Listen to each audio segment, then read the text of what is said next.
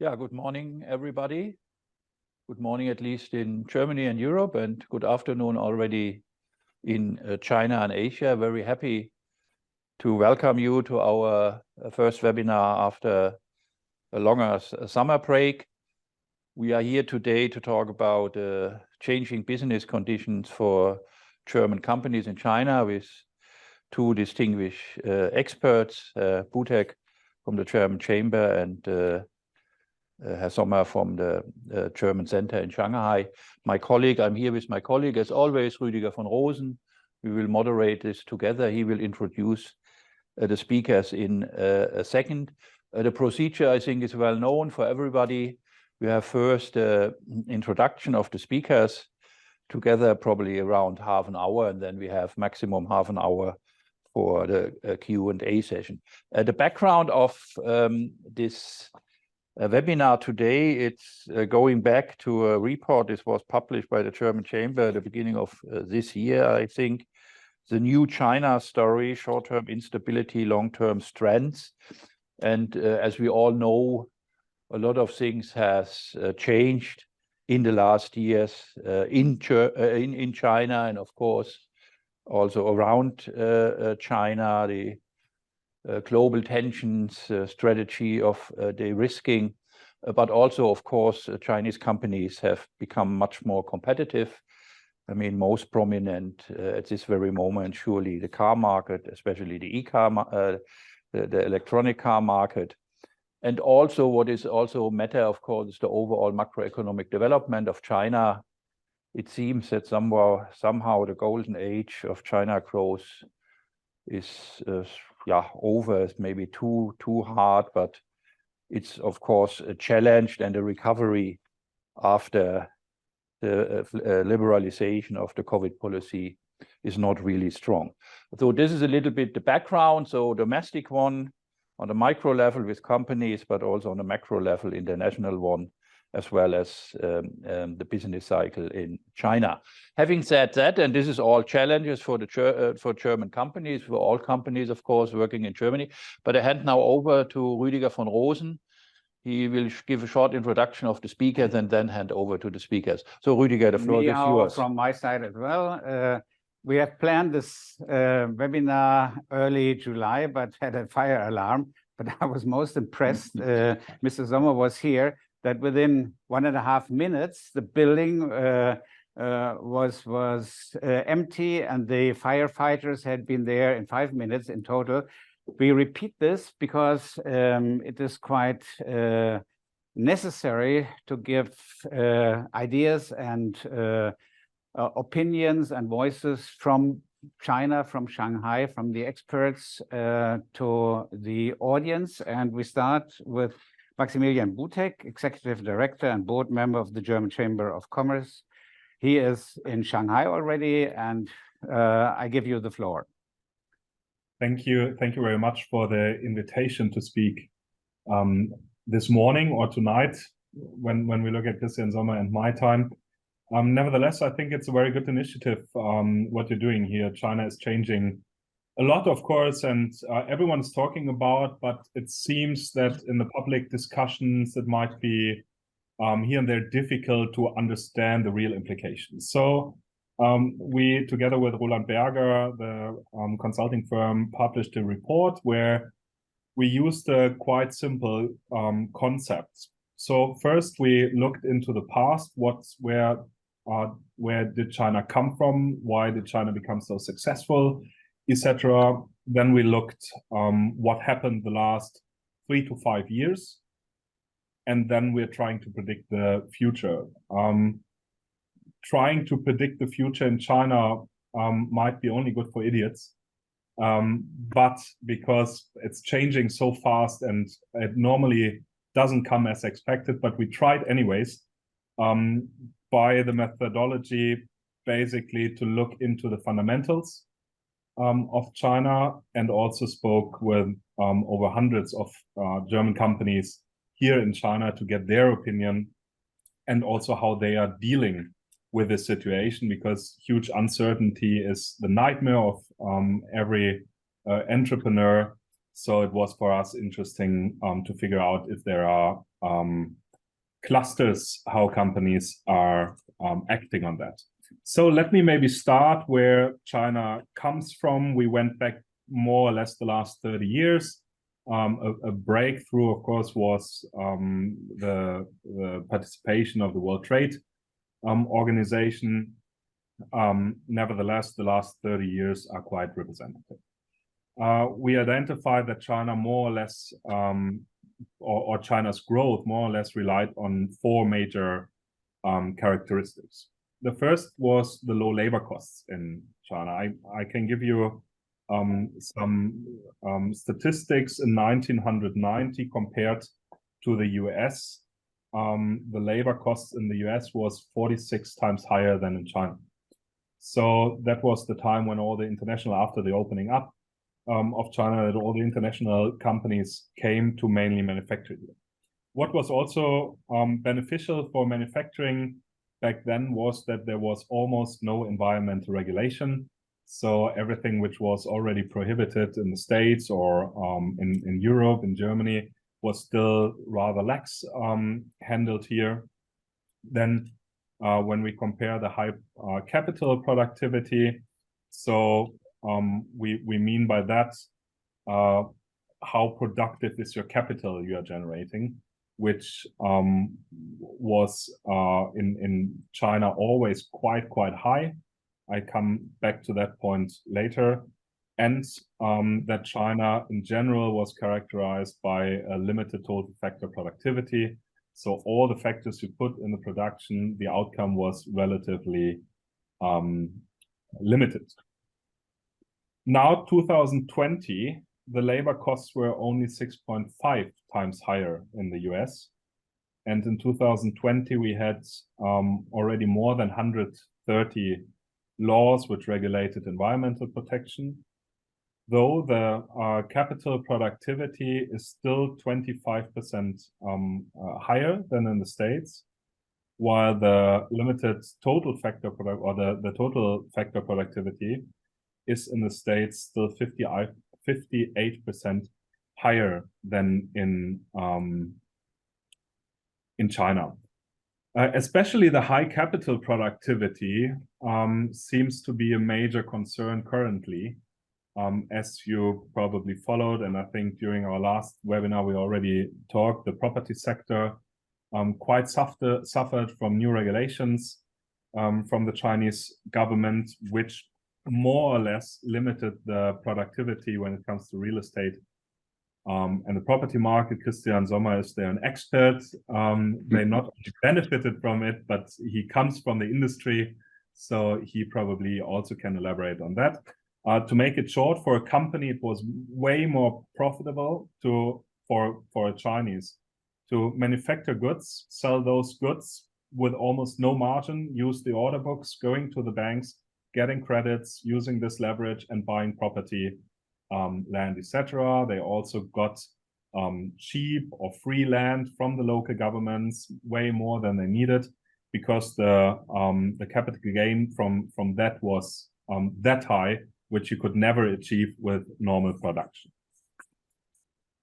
Nevertheless, then basically we could see major changes probably from 2015 already, but let's start with 2018.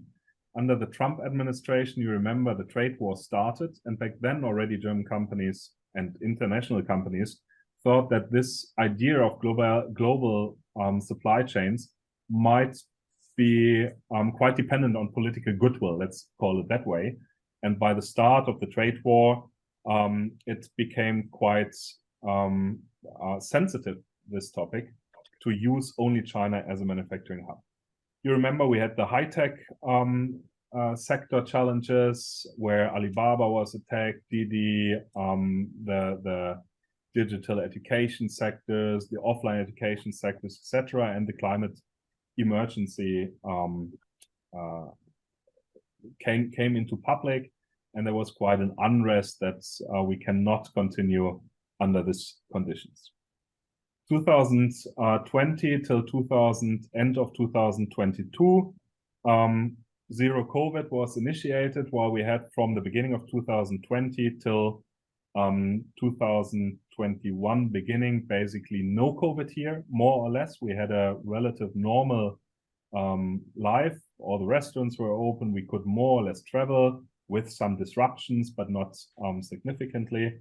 But in 2022, then when Omicron came into China, they totally lost control, and there everyone got really scared because we all saw that the ideological idea of keeping zero COVID policy might have been overweighted than the rational view.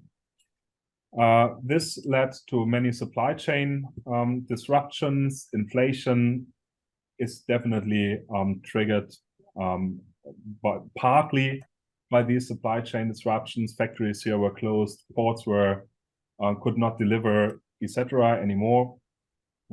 Commodities, research, energy, everything became more expensive. In 2022, then we call it the perfect storm. The Ukraine, or the war in the Ukraine, caused by the Russians, started, which basically changed in the Western countries the perception of working with not so-called like-minded states, and then basically the decoupling discussion really picked up, and it became really public, interesting topic. How can we deal with China?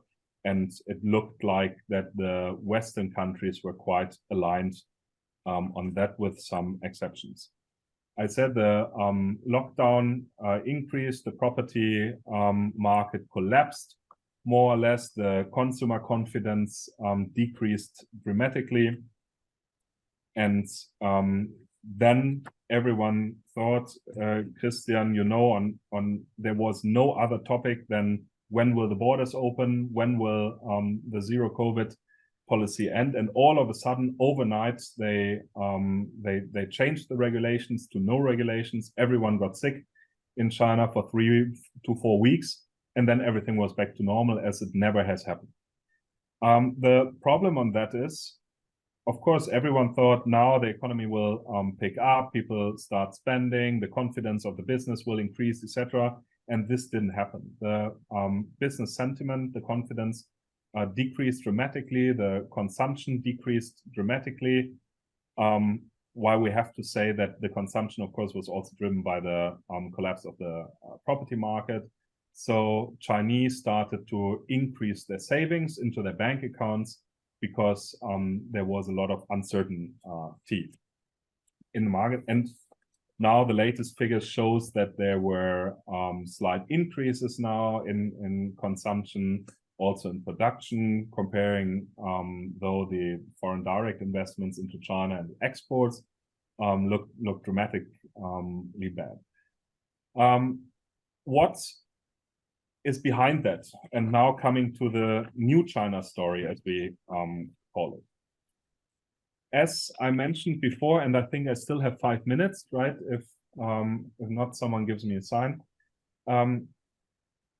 This Chinese economy, driven by speculation, financial industry, property sector, I think it was quite clear now for the government that this economy has its limits, and you cannot create quality growth, as they call it here, but they need to transform their economy rather to a rather resilient economy, but also generating growth, which especially brings money into the society.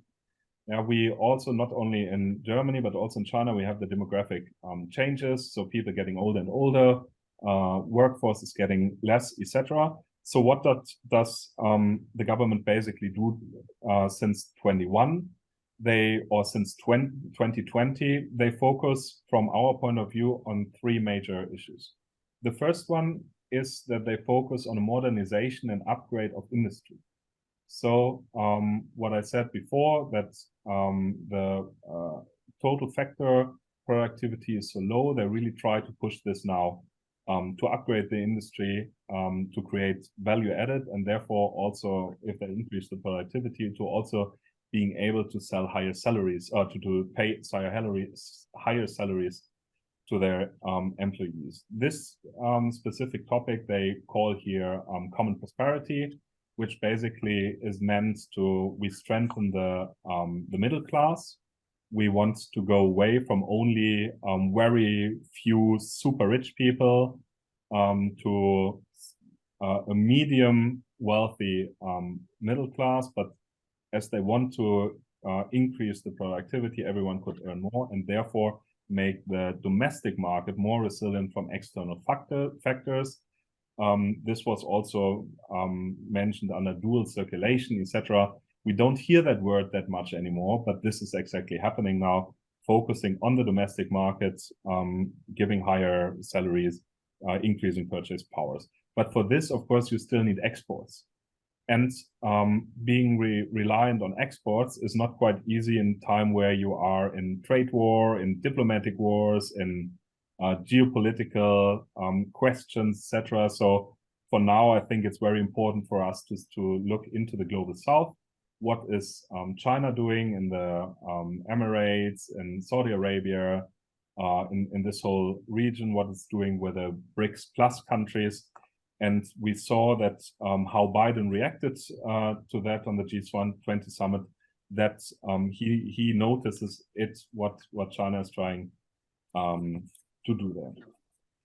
The third point is carbon emission reduction. Also, Christian, probably you can confirm that. Everyone is talking now about carbon reduction, becoming more environmental friendly, etc. If you go here to the trade fairs, you will not see a single company which is not presenting how clean they became, how little energy they use, etc. And as I think this is an extremely important topic for China to keep also the people satisfied, because the cities here in Shanghai, they are not very dirty anymore.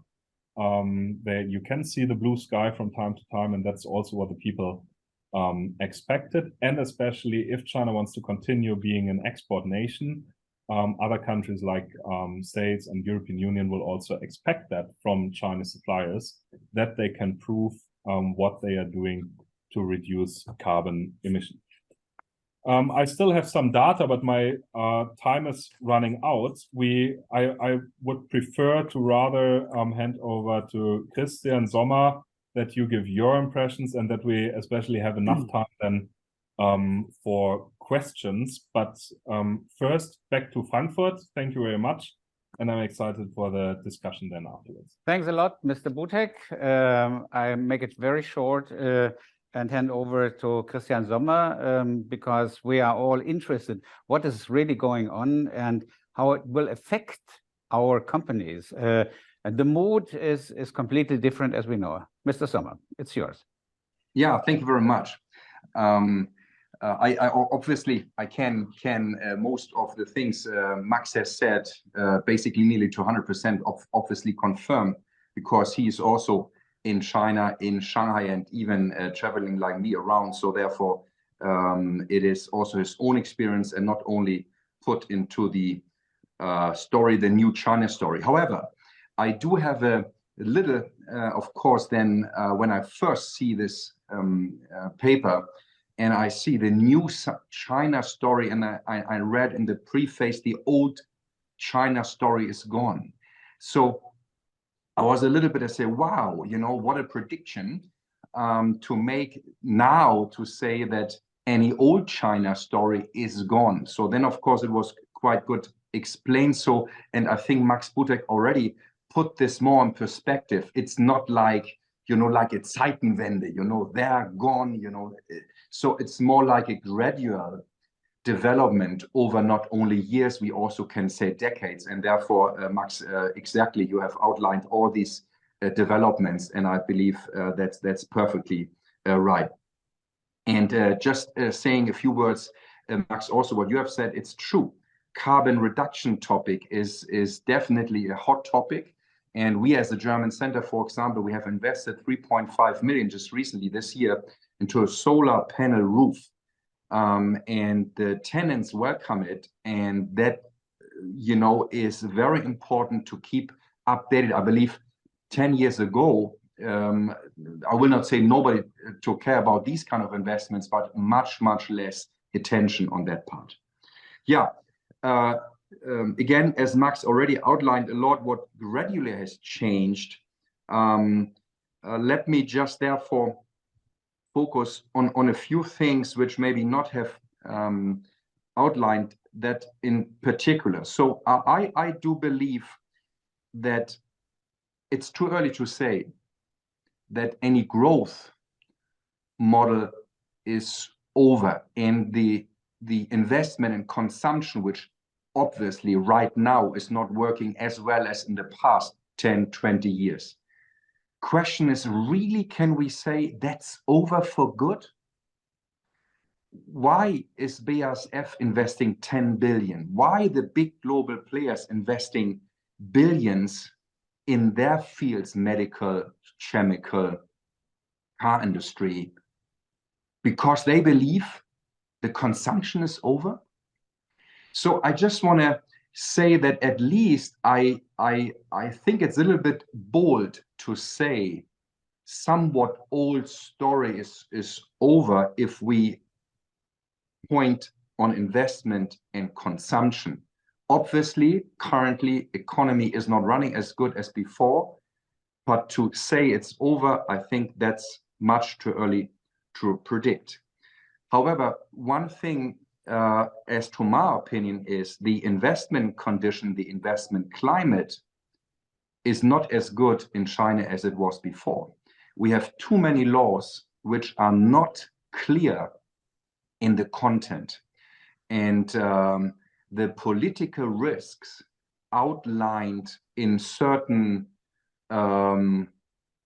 articles of these laws will not make the investment climate as good as it was before, because if even a law could be, even they don't, but could be politically misused, that is less trust in that law, less trust in the government, that the government will use that law in a good sense for international investors, as same way for Chinese investors.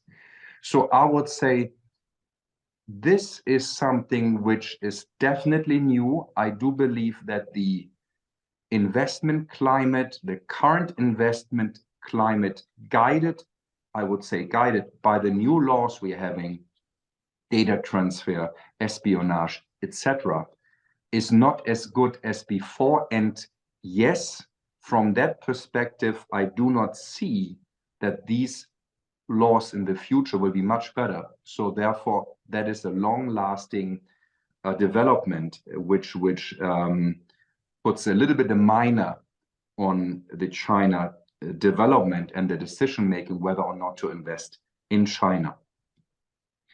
And I also believe it is true, I don't think that everything is back to normal in next year, 2024, that we have 7 or 8% growth.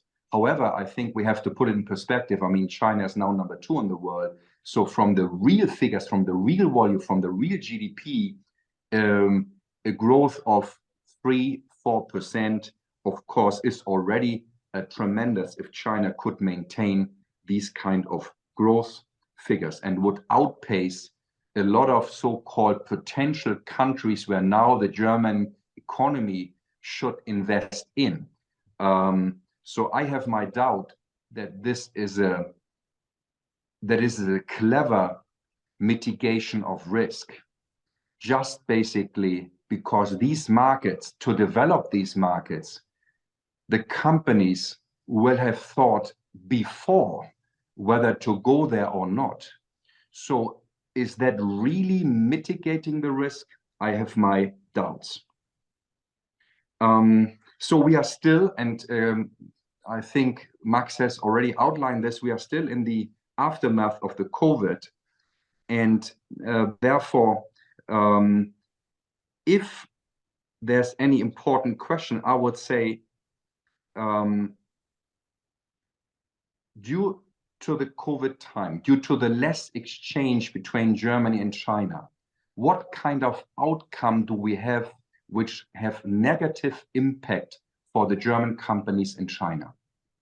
And first is, and that is the practical experience just recently, again, two high decorated, I can nearly say, managers, German managers here in China.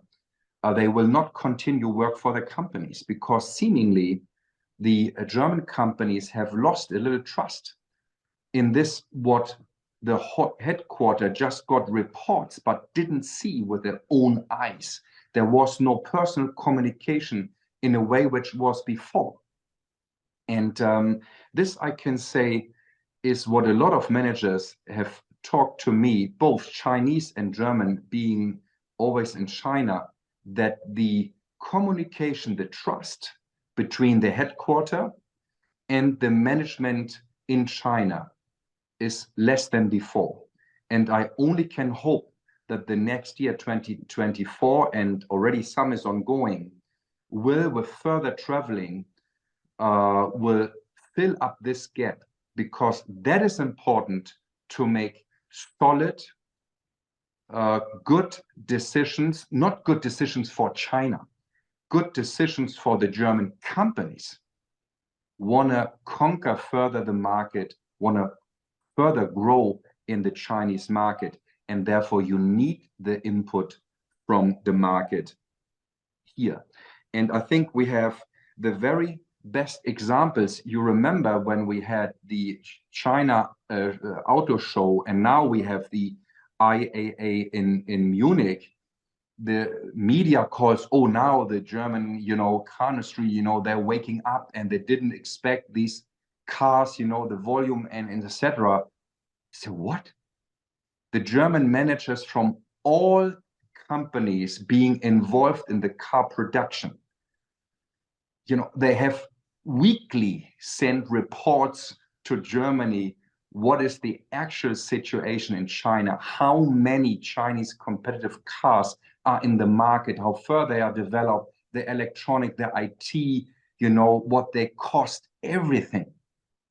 So there is no need to wake up unless the German management, which I don't believe in the headquarters, haven't read the reports. So still, I think the German car industry, which is a major image for Germany as a whole, will have to pick up the development. And therefore, I would say, if there is a new China story coming up, it is maybe not a story which happened within China, because here basically it's all a graduate development. Chinese companies are more competitive. We have more e-cars. We have simply also more research. We have a lot. But what eventually maybe is new is that this development now will be felt in Germany, will be felt in the trade fairs, even more than ever, will be felt with the new products from China coming into the German market, and not some products which we don't care because we have no competition, because we produce them, say, come on, no problem. We have it now in our core business. We have it in machinery, we have it in car industry, we have it in all our core strengths. And that is, to me, the real new China story. It's not limited within the borders. And if the auto show has something made very clear, it will now go international. It will now go, and I believe, first far more to Europe, far more to Germany than to US. So we will face a far higher competition than the American economy in our core business, in particular car industry. So that's why that is something which is very important, because if we talk about how to mitigate risks, so what I understand also a little bit from the China strategy of the German government is mitigate means basically you should balance, you to a certain extent also maybe reduce or at least keep it stable, how you are presented in China, how your footprint is in China. Is that mitigation? Or maybe mitigation could be also that you say mitigating risk. It's not mitigation market potential. Mitigating risk normally is, if something is very important, a question or a topic, what do? You put the best to that question. You put the best competence to this question. You increase your sources solving that question. So mitigating risks could also mean that to be even closer to the risk, to even intensify your competence to that question which may cause risk if you do a mistake because it's important. So mitigating risk is not just to develop other markets and shifting money somewhere else. Mitigating risk could also mean you increase dramatically your competence in that market. And what I can see right now, I'm not sure whether this is the political strategy which I can read so far, because that would mean we intensify the exchange of the research. We do not reduce, because we know already that future developments will not only, but also developed in China for the world. So withdrawing from that is, to me, increasing the risk rather mitigating. So you see, again, I will not give China a more positive spin, saying, oh, here everything is fine and you should come and invest more than ever before. That's not the point. I think hopefully I make it clear. That's not the point I'm saying. What I'm saying is, I believe we have very well to distinguish between sourcing and market. Sourcing, if you're stupid, you have one supplier, of course you are stupid, and there's nothing to do with China.